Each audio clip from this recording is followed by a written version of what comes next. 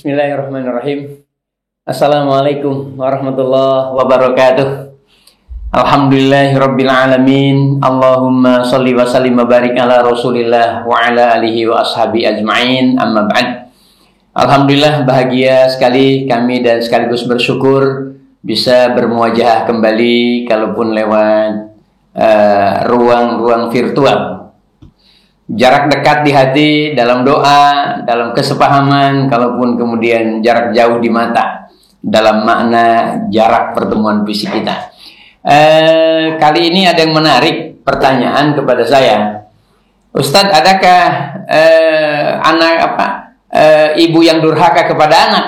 Nah, ini pertanyaan kan menarik. Selama ini kan yang dibahas begitu kuat, anak durhaka kepada ibu, anak durhaka kepada ibu. Ya. Ada pertanyaan, adakah ibu yang durhaka kepada anak? Nah, jadi mungkin gini, bukan pada tekanan durhakanya yang saya ingin sampaikan itu dalam konotasi bahasa lain. Ada kesalahan-kesalahan yang sangat fatal.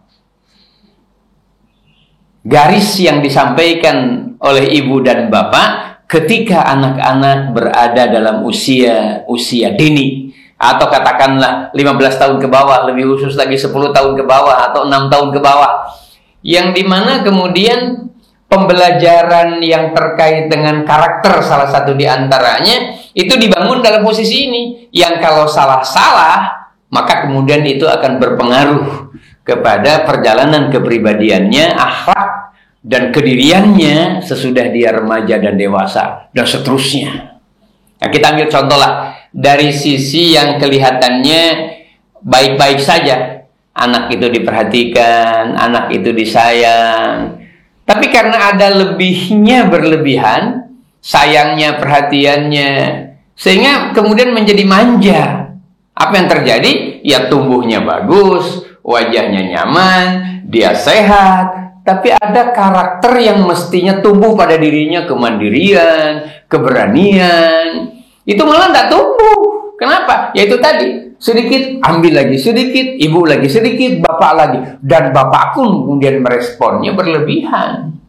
Ya istilahnya manja. Apa yang terjadi? Ya anak itu mungkin pintar, anak itu mungkin gagah, tapi kemudian keterampilannya minim, kemandiriannya kedodoran, keberaniannya jauh sekali, menghadapi kenyataan hidup menjadi berat, menghadapi resiko apalagi, ya melihat malam saja yang tidak ada apa-apanya, hanya beda tidak ada cahaya, seperti menghadapi satu keadaan yang penuh kekhawatiran dan ketakutan. Nah ini siapa? Kalau bukan bangunan karakter kepribadian yang berawal dari rumah, dari tindakan ibu dan bapak. Padahal ini konotasi yang baik. Kayak apa kalau kemudian dia ketika waktu kecil itu mendapatkan tekanan yang berat, mendapatkan marah, perototan yang setiap saat didapatinya. Di saat yang sama perhatian juga kurang. Apa yang terjadi? Ya sudah, memang batang otaknya membesar. Ya, apa yang terjadi? Refleks.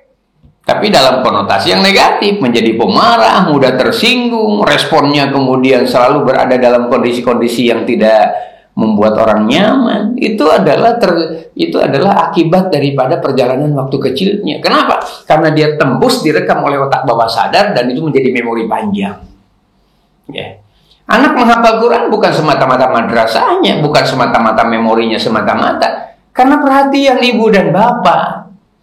Lihatlah para penghafal yang mungkin. Salah satu diantaranya karena ibu dan bapak yang mengantar dia untuk bisa seperti itu. Dia tantang dengan target-target yang sederhana, tapi dengan pelukan, dengan kasih sayang, tapi kemudian juga dengan ketegasan-ketegasan tertentu. Anak bisa bangun subuh, itu kemudian melahirkan remaja-remaja masjid, melahirkan ahlul ibadah. Ternyata dia jadi insinyur, jadi dokter, tapi bangun subuhnya, bahkan bisa sholat malam.